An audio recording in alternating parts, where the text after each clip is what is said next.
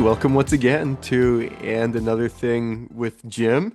As we go through Word, World, and Wild Card, I am Jim with my friend Pat. Pat, how was the Olympics last week? I'm so sad the Olympics are done. Um, it, Thrilling just from start to finish. Every moment of the Olympics was thrilling. No, but I I did love it. I usually kind of as we struggle and just like claw toward the Olympics, and everyone's like, Hmm. "We're doing the Olympics still? Like that still happens?" With all the Yeah. everything that's messed up with the Olympics and how corporate it is and how just money and But then I get by day two, I'm like completely hooked. Um, and then when it's done, I'm like so sad that I can't just turn on a random curling match or see someone shoot down the luge. It's yeah, so I'm kind of depressed to be honest. Um, Mhm. yeah, so I'm sure you're feeling the exact same way. Can't wait till Okay, 2030. this is Pat Olympics, who is not being bullied by my anti-Olympics polemic. Pat, I respect that. Yeah. And I want you to know that last night I watched the San Antonio Spurs play the Detroit Pistons in late February regular season matchup, and it was masterful. I absolutely loved it. I gotta say that's And probably as about as good as you can get, right? I mean, as far as like NBA right now, like Detroit it and was a San good Antonio. game. Yeah, I did complain to Emily. My schedule is variable, but I always have games semi-circled depending on whether my schedule will ultimately allow. And I guess that's for a lot of sports fans with a lot of things. sure. And there were within the past 2 weeks there were three games that I had circled in the NBA that I ended up being able to watch but not watching because all the stars were being kept out for injuries and load management. So this one was fun to be able actually to see players play. I hear you. So, on Sunday morning, Holden, my son, is sick. He has a croup, so I was home, but it was a thrilling USA Canada gold medal hockey match or match game, whatever it was. So that was a thrilling end to the whole Olympics bonanza, I will say. Yeah, there were some, I guess they were all guys on Sunday morning that were very excited about that victory. They weren't injured or injured enough. And speaking of injuries, Pat, a little birdie told me that you're not doing so great. Tell me more. So, so some backstory. This weekend, me and my band are going to the Catskills to like write and possibly record a couple of songs, which is hilarious. A band in their 40s who have never like done anything recently is doing that. Awesome. But anyway, that should be a lot of fun. But I did have to tell him today. I was kind of joking that like this might be my Michael Jordan flu game moment if I can persevere through this. But I got a slight injury, but it's almost even not an injury, but it just does hurt. So my son Holden, he's like a wild man. He'll go outside in like sneakers and a Yeah. t-shirt and shovel snow for like 15 minutes at a time. And be like, Holden, what are you Uh-huh. doing out there? It's freezing. But anyway, he has these snow/rain boots that he wears outside in the snow with no Just for socks. the record, I'm going through my mind about what injury is this all leading up to, and I have no idea right now. So keep And going. so he gets snow inside, like, inside the boot, and his feet are all wet. So these boots, I'm trying to like rip them off his feet, and they gotta get stuck in his Oh, feet, and his feet are always already basically like frostbitten from being outside and just not yeah. thinking about it until he comes in. So he's screaming bloody murder. I'm trying to rip these things off. They're like so tight, and then it's just like the skin, it's anything. So I ripped it with my hand and like my Uh-huh. my like knuckle. Uh-huh. I don't think I have a broken knuckle, but around like my finger knuckle area, it's just like throbbing pain for the last like day and a half. Um, Whenever I like pick something Really? up or move it or type or anything. And so like the silliest injury is like one of those, baseball players you hear like they, hurt their arm and Shower there's like slip. exactly. Oh my It's one of those goodness. things where I'm like, it's not a big deal. It's a little bruise or something, but it still hurts.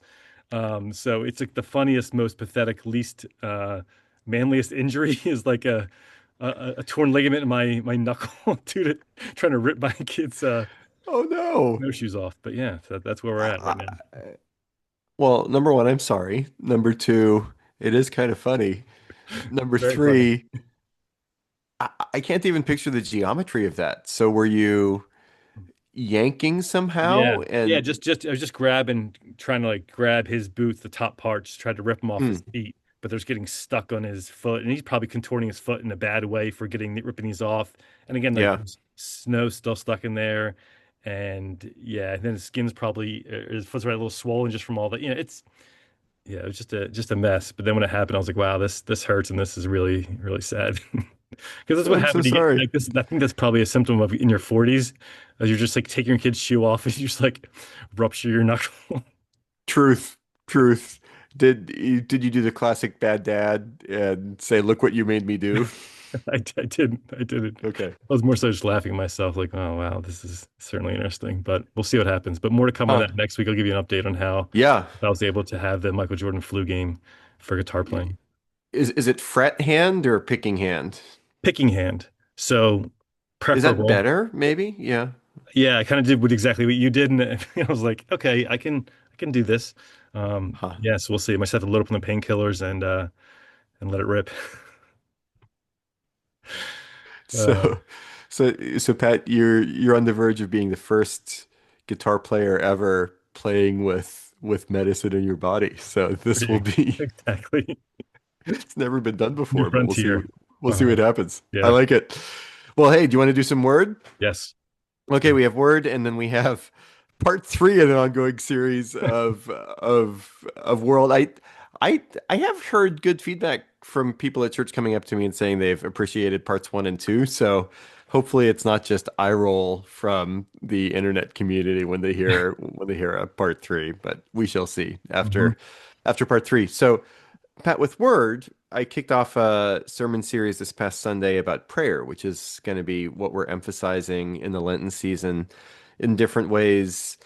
I never know quite what to call it when I'm tying a sermon series with a book. The language I've settled on is I'm in conversation with a book called When Prayer is a Struggle by Kevin Holleran. And so I'm definitely not going paragraph by paragraph through a couple of chapters at a time, but there are, many themes and that sort of thing that I'm drawing from there too. And mentioned at the beginning of the sermon that the title is the tell, where hey, I don't think as a church prayer is one of our signature strengths. I think we do have a lot of awesome things about our church by God's grace. But prayer, I think, is something where a lot of us could stand to grow. And so when I was browsing through titles to potentially tie a sermon series to about prayer, when prayer is a struggle, spoke to me, both both both personally and otherwise. Pat, just to ask right off the bat, do you resonate with a book that has the title "When Prayer is a Struggle or Not"? Yeah, absolutely, I do. And both those kind of one to tens versus with like how much I forget if it's like how much do you pray or like, are you Is satisfied with prayer? what yeah. Yeah, Like but yeah, I'm probably below five generally on them. Um I can't say that it's totally because of this, but I am someone who like I do have a tough time focusing. I would say that's a yeah. problem for me. I'm always like kind of daydreaming and like even when I'm working, I could be just, in middle of like talking to someone or, writing an email. And then I think like, what was Interstar's box office the first weekend? I go on Wikipedia. I'm like, oh, okay.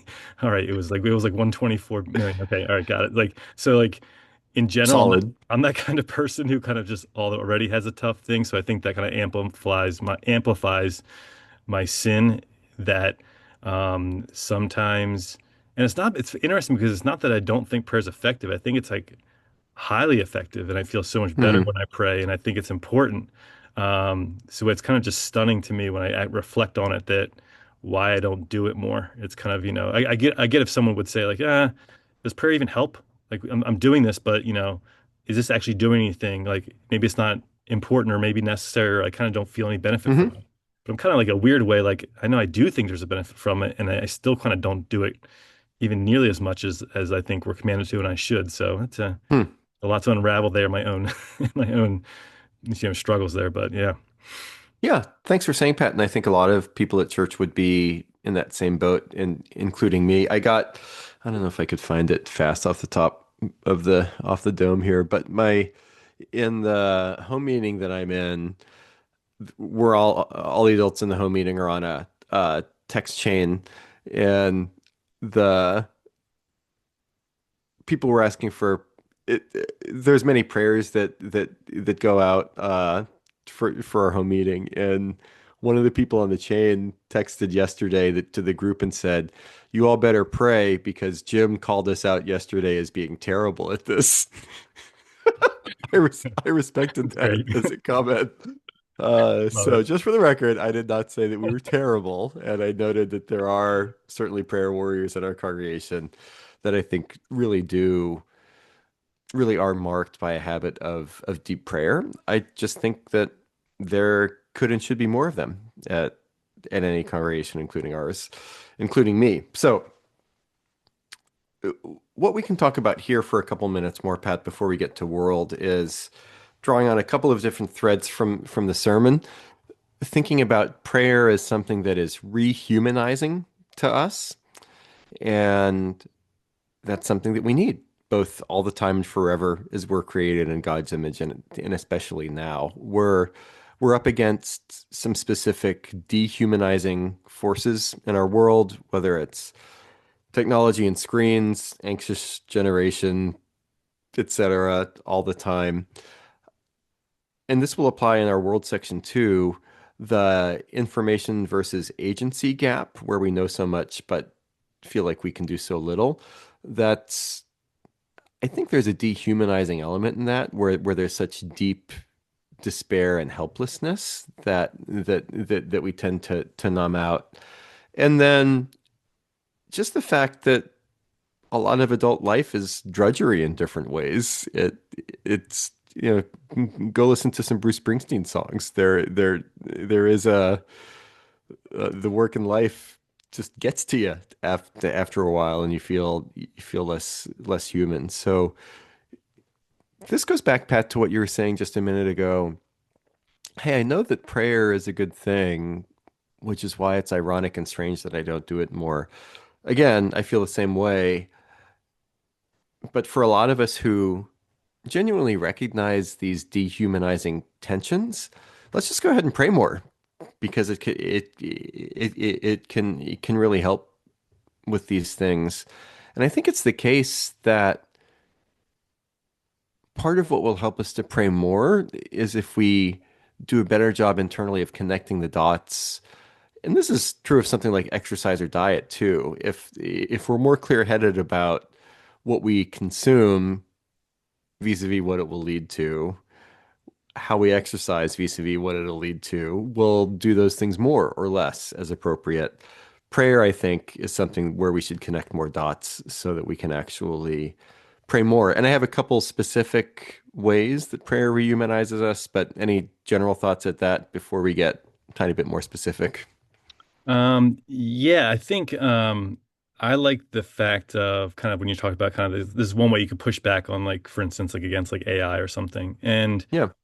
I do think prayer is one of the few things that there's really only like one way to do it, right? I mean, you could pray Hmm. out loud or like pray silently, but it's like pure in that maybe if like a sport can become like, you know, stuff can happen like three pointers in basketball or a passing game in the NFL kind of just like cannibalizes everything and it becomes like, you know, Hmm. not even the same as it usually was. But like, I don't know, prayer is kind of like the solid age old thing that never changes. And, you know, I'm sure you could find ways to kind of, you know, mess around with it and make it kind of nasty or, you know, kind of infuse some dehumanizing aspects to it, but not really. I Hmm. mean, really, it's just, you know, Yeah. prayer between like you and God, whether you do it, you know, on your knees or, you know, you can be walking and doing it, or you know, your eyes are closed, eyes are open. You know, there's some of those Yeah. things are on the fringes, but really, it's kind of just like a basic, pure thing. So I like the fact there, and just the other thought was I have is like prayer is also like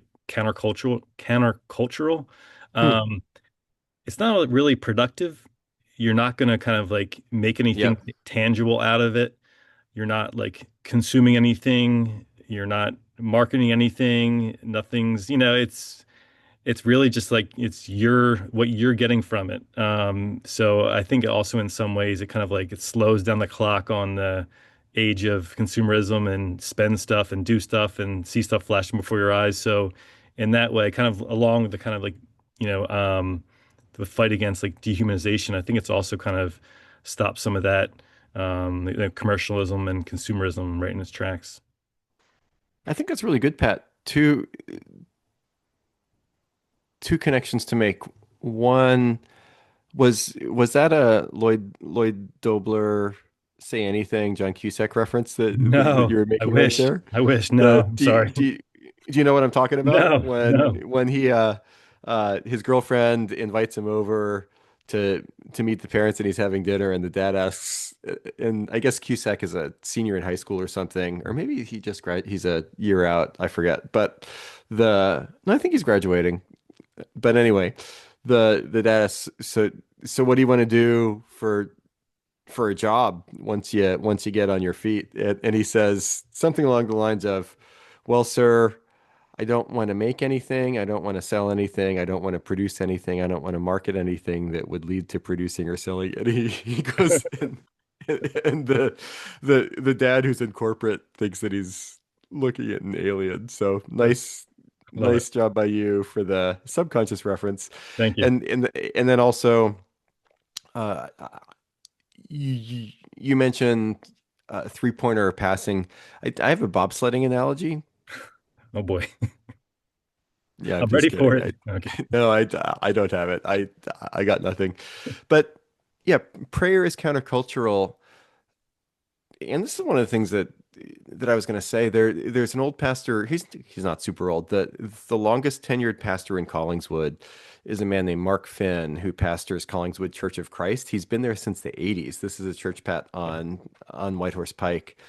Uh, I really, really respect him. He's somebody who's been faithful for multiple generations here in Collingswood. And I don't know if this saying originates with him, but one of the things that he says is, when we work, we work. When we pray, God works. Mm. And he's somebody who's Collingswood Church of Christ sometimes has been one of the largest churches in Collingswood, sometimes some of the smaller ones.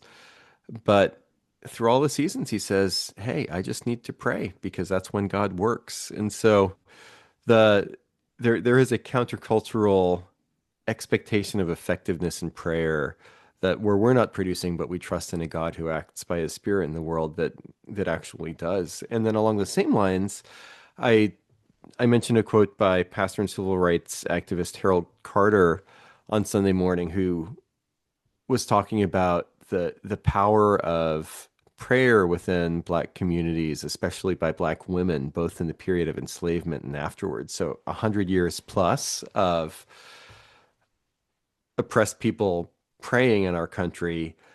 And Harold Carter was talking about how it was incredibly powerful. And so we are we are living in our cultural illusions of the moment more than we realize if we think that prayer just doesn't do anything. We're more secular and materialistic than we even realize when we fall into what is actually a lie and not the truth. Beyond that, the other thing I would say is that there is a evergreen perennial aspect to prayer, like you were saying, for sure.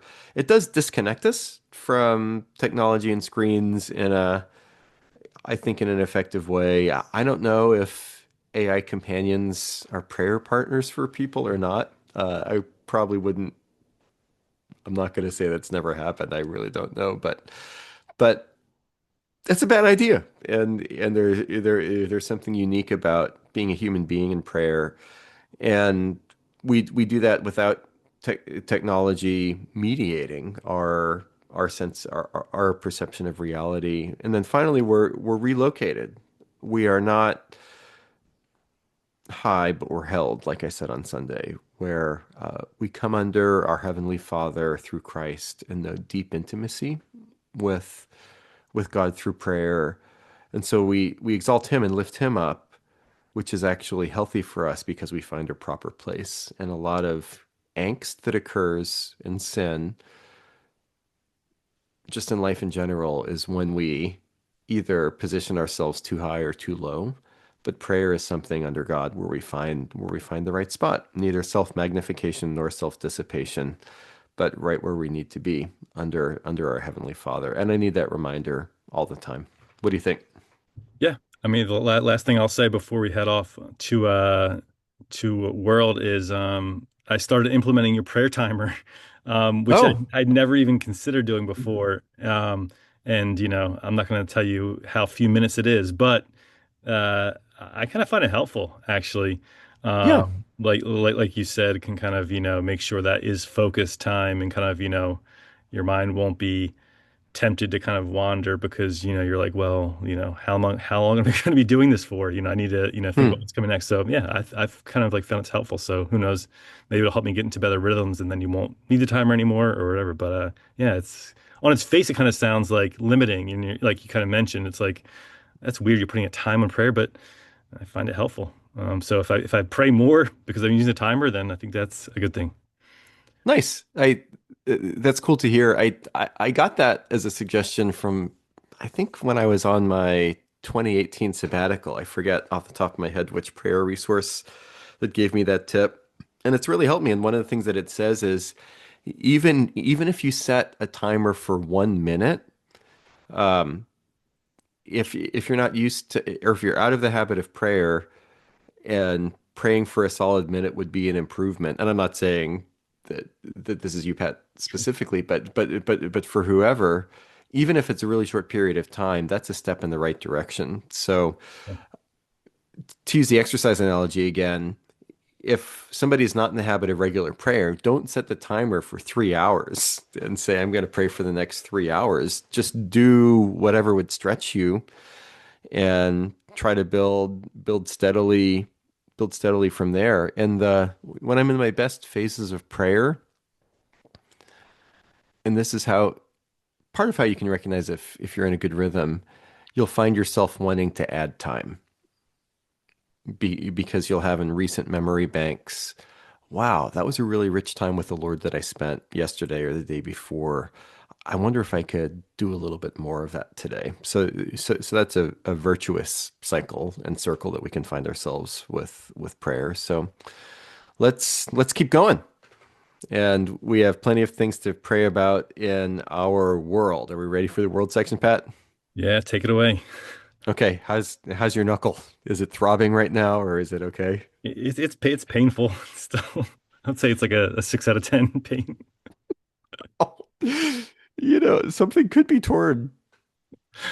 Oh man, that'd be so pathetic.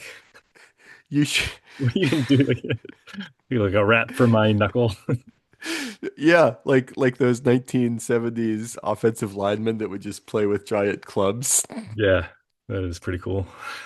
You should show up to your band retreat with one of those clubs and just start That's playing right. guitar with but then you can have Yeah. your Willis Reed. Is that who it was? I don't The know. 19 the New York Knicks guy that came out of the Yeah. locker room. The and you rip off the club and just start shredding. So Or maybe I could just be like the Rick Rubin of this writing recording process. Like the shaman kind of sits there like, yeah, that looks good. And, keep that's pushing in that right. direction. It's a pretty good gig. So maybe I'll do that. Okay, I like it. You're preserving your optionality. So, Right. world, we're in part three of laying hopefully some helpful groundwork for how we make sense of a crazy world. Disclaimer wise, we are trying to apply the wisdom of the scriptures to a messy world. So these are tentative, not definitive conclusions. We invite not canceling if you hear something that you don't like, but rather dialogue. And if you have issues or thoughts, feel free to write in and another with Jim at gmail.com to continue the conversation there. But we are trying to say something rather than nothing in confusing cultural moments such as this one. So we've been talking about an amillennial framework from the scriptures for making sense of the craziness of good things and bad things happening in the world, all the way until Jesus comes at a time when we don't know, but he'll make the new heavens and new earth again by way of recreation, and it'll be perfect. And in the meantime, we're just kind of in the mess, not without hope, but we're neither triumphalistic or fatalistic. We're neither convinced that everything's going to be winning all the time, nor pessimistic and escapist that everything's just necessarily going to get worse and worse and worse. Uh, I did get feedback specifically from folks, and then so this is one last part two thing. Then part three. A couple of people mentioned that it was helpful for them to hear that we should neither freak out when non-Christians do non-Christian things, nor when Christians do non-Christian things. The That is a helpful framework that I use because since we recorded last week, both of those things are continuing to happen. and, and and it's still a spiritual discipline not to freak out when either of those things happen. And the call there is that the I can become prideful that, hey, I'm in neither of those categories. So it is a continual call to humility at the same time. But what we can also do, Pat, is we can lament and long and engage. So I think those are three good things that fit the scriptural framework for the messiness of this age until Jesus comes back. We can lament, and lament carries with it the tacit recognition that things are not right. So there is a resistance aspect to lament in that we're saying that things are not the way that they're supposed to be. There is a design that's being thwarted by evil. And so lament is not useless. And when the world is out of joint in various ways, it is good for us to take time to lament as opposed to gloss over it. And if we go too quickly to angry, reactionary sorts of behavior, that can actually short circuit the lament process. And let's not use angsty response as a junk food shortcut for genuine lament. Um, but then also we can simply long for the new heavens and new earth, which depending on one's perspective can be either an escape mechanism in an unhealthy way or an anchor. Um, if we were pessimistic about what God is doing in the world here, then the new heavens and new earth would be an escape mechanism. But if we trust that God is at work now, all the way up to a new heavens and new earth, we can actually use it as an anchor, which doesn't give us hopelessness nor triumphalism. From a skeptical perspective, it could be that, hey, if you're just focusing on the life to come, uh, that is a posture of privilege where, oh, you can just hand wave away bad stuff happening in the world, feel like it's not your problem, because better is coming. That's not what I mean. I don't think that's what the Bible means at all. But I would counter that, and these are things that we've talked about on occasion before, Pat. I think buried within that criticism from a skeptical perspective is a misunderstanding of our own agency in the world, where, okay, so you're telling me that my being anchored in the hope of a new heavens and new earth when Jesus will come back and make all things right is escapist trash that's just a fairy tale. Why don't you do something now? Yes, we should engage. We're going to talk about that in just a second, but I can't change the world unilaterally anyway, and neither can you.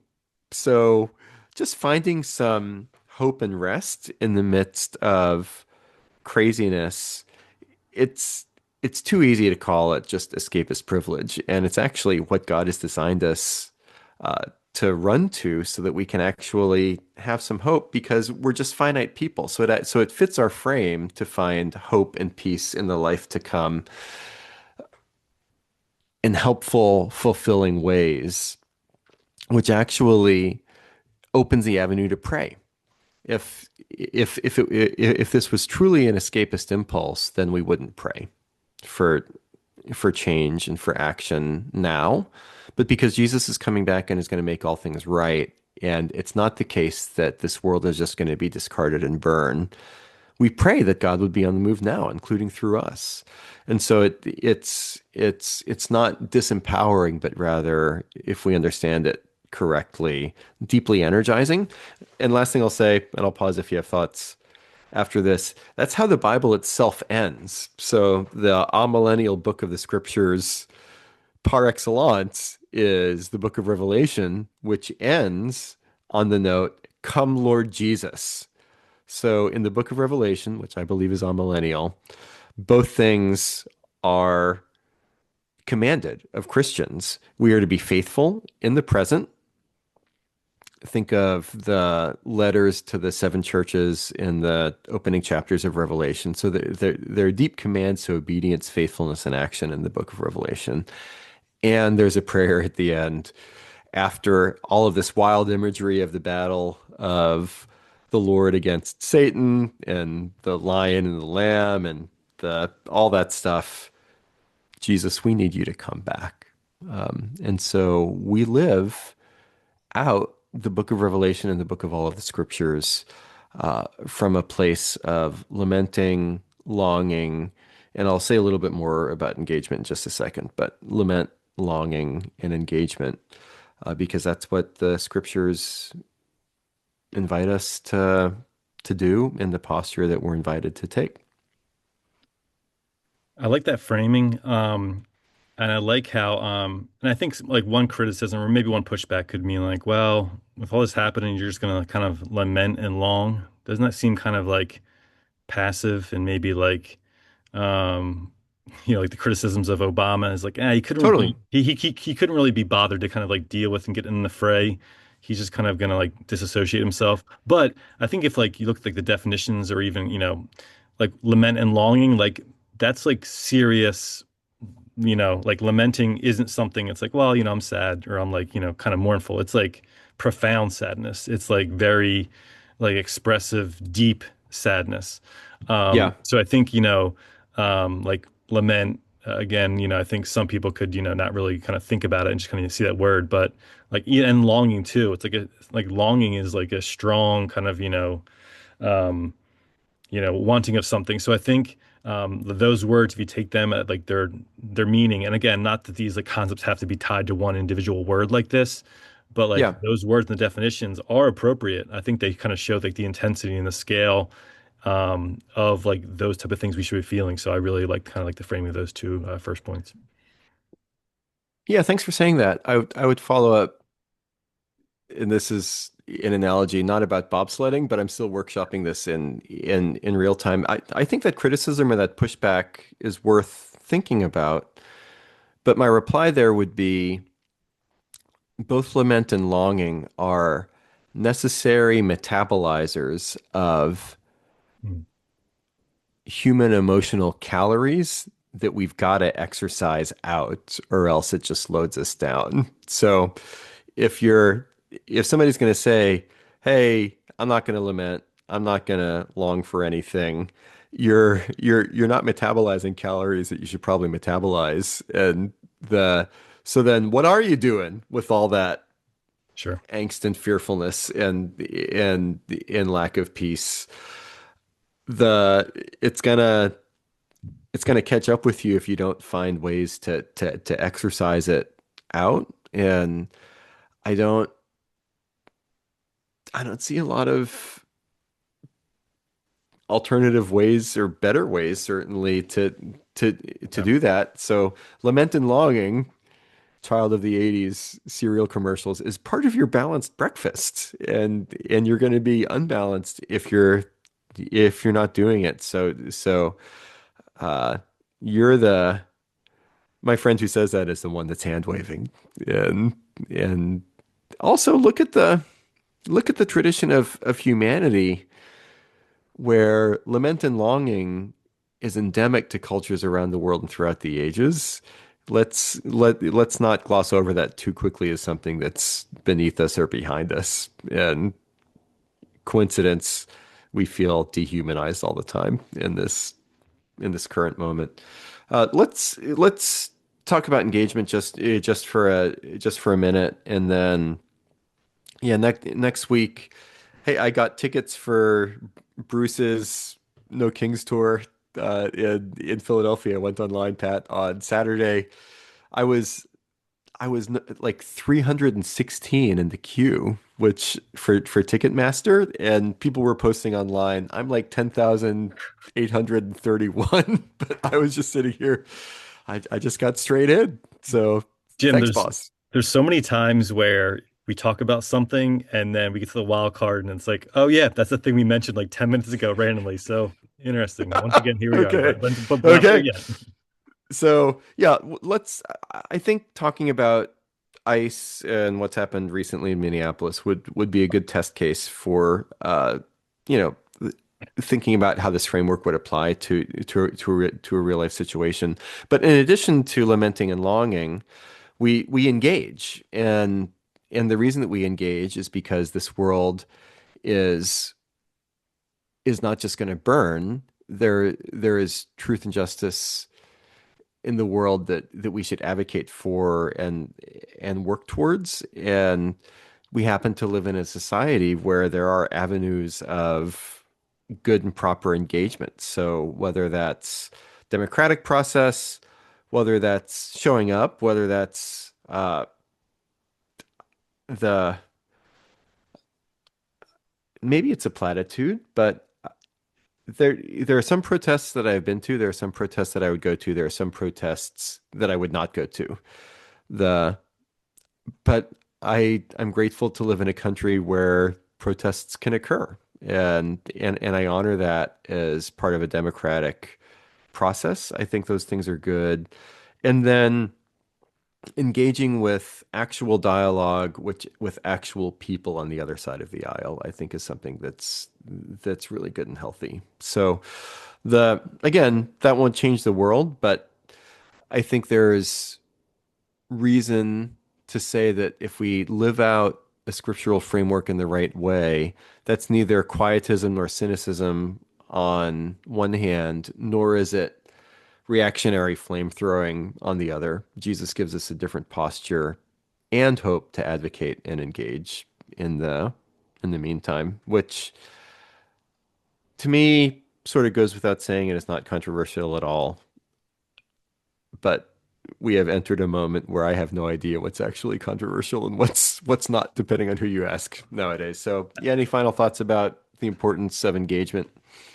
I think like everything's controversial apparently. Yeah, it's hard to say what things are like concrete and agreed upon now. Yeah, Um, even you mentioned to make this brief, but you mentioned in your sermon, it was like very brief, but you said like Bad Bunny was good, right. but of course divisive. And I can't really comment on that because the TV that I was watching with Bad Bunny, like 30 seconds into it, it was turned off to a different Super Bowl programming. Yeah, right. And so it's funny. Again, I don't really listen to pop music too much. I've heard like one Bad Bunny song before, like it was okay. Yeah, But like in the grand scheme of things, I would think he's a fairly like not controversial like performer. Like okay, this one this year, this one, and then right away it was like one of the most controversial performers ever. And so yeah, I think it's just kind of, I don't know what that says about anything now, but yeah, I think engaging is crucial. And I have like fun engaging, like even with people who like I disagree with like yeah, vehemently on like serious issues. Like I think it's like a learning process, even kind of, just like exercising those muscles about talking about what you believe in and kind of, investigating that and kind of having someone push you to your limits. So yeah, I think it's always engaging, whether it's verbal or, a protest, I think is helpful as long as done respectfully. yeah. That's good, Pat. One final thing before wild card. The and this isn't necessarily to put you on a pedestal as yeah, Pat, you're awesome in every possible way, although I do have deep respect for you, Pat. I always have mixed reactions when I hear after a Thanksgiving or a Christmas from a friend or somebody that tells me, yeah, like I didn't go to Thanksgiving or Christmas this year because I because I can't stand the politics around the table.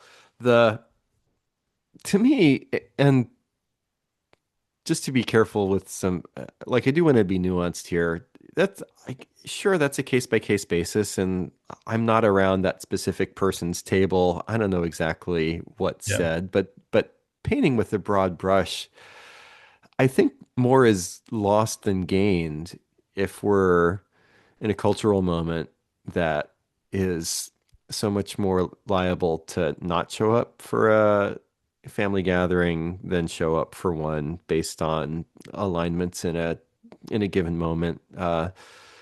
The because that family probably could benefit from some different views at the table, whatever they are, including civil dialogue about those things. And the so and we talk about wellness culture and wellness industrial complex. I question the contemporary orthodoxy that would be swift to tell that person you are being so courageous by not going to family Thanksgiving and Christmas. Good for you for making that brave and bold choice.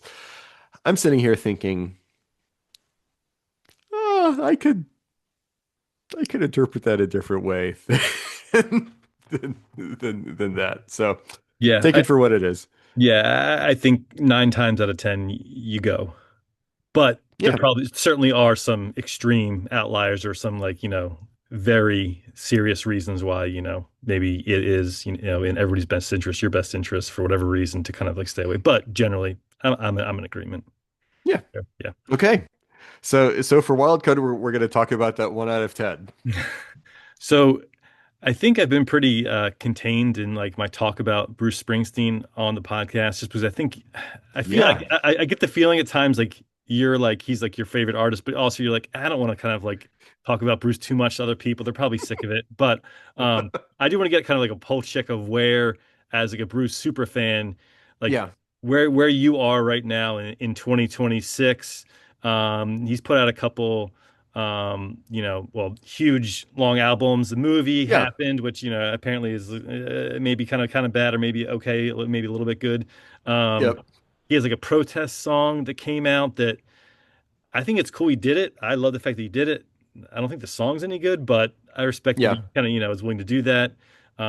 He's got this concert comes out, and right away people say Bruce Springsteen, worth $100 millions. How's he spending, charging $3,000 for certain tickets, and the backlash that you always expect. So, where's everything stand with what's happened in the past like year or two with Bruce and where he stands in the zeitgeist? And do you care that maybe more people don't like him right now? I know he's had this happen and listen to a podcast, 60 songs that define the 90s 2000 oh version. yeah, And they talk about, Bruce in the 90s with the police and 41 shots, I think it's called. Uh, yeah.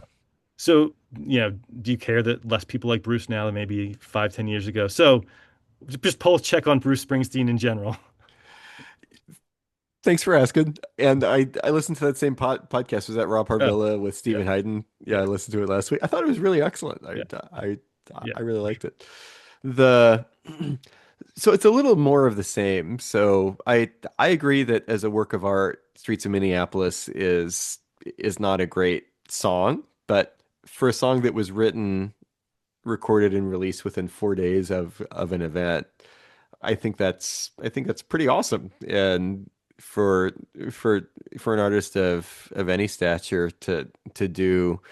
And the so Bruce did go on tour in addition to releasing some pretty massive box sets last year with a pretty heavy protest element to the shows.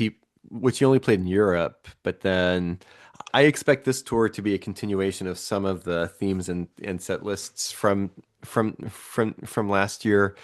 And again, as an artistic statement, I have mixed feelings about both the set lists and then also the static nature of the set list. I'm somebody that, if for 90% of Bruce's career until recently, he was a master of having a solid set list framework, but then would change tons of things up from night to night.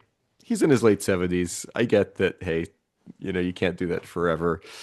I'm going to the show in Philly in May with muted expectations, but but the reality is too, and I share Bruce's politics in some but not all ways. The I do respect him for caring Yeah. and Yeah. and getting out there and trying to use his voice. The Bruce has said he's very aware of the rich man in a poor man's shirt kind of, troubadour of the working man that takes private jets everywhere. Those criticisms have been around since the 80s, and he has a pretty articulated, if you listen to Bruce on Broadway, if you go to his autobiography, which I still haven't read because I could write a better biography of Bruce than than than Bruce could. I think he has a well worked out set of responses to those things. But he said more recently, hey, we live in a time where economic risks for artists being political are so great that I feel a special responsibility to speak on behalf of a lot of artists that are afraid to. And I I think that's really great. And going back to this lament idea that we were talking about in World, I there there are plenty of artists, especially musicians, who would take political stances across the political spectrum that either I disagree with and or I eye roll and just say, okay, whatever. But I've always thought Yeah. but I've always thought it was really cool that they do it, and it's part of the it's a vital part of civic dialogue to have crazy artists with crazy political opinions. Even to use example from the visual arts world, the do I think Duchamp's urinal quote unquote sculpture is an awesome work of art? No, and you can go see Duchamp's urinal at the Philadelphia Museum of Art. There's actually he had a pretty substantial relationship specifically with Philly, so there's a good amount of Duchamp the back in the bowels of the PMA. Do do I think it's do I think it's a great is a urinal a great work of art? Probably, almost definitely not. But do I love an artistic milieu and dialogue throughout the centuries in which something as out there as a urinal has a place as a conversation partner about the nature of reality and how we live in it? I think that's actually awesome. And the if we're in a period of artistic constriction, that's something that I think is lamentable. And so for Bruce to be playing songs irregardless of the constriction around him, I think that's good. And I'm gonna be happy to be there while I'll have some pretty strong opinions about what he does and doesn't play. So am I happy Bruce is out there playing, including for this tour? Yes. Do I think I could do a better job with his set list than he can? Yes. Okay. And is it kind of fair to say once an artist is in like one of your favorite artists is in like your late 70s, like anything now is just like extra. It's It's just like, gravy. yeah, right. Yeah.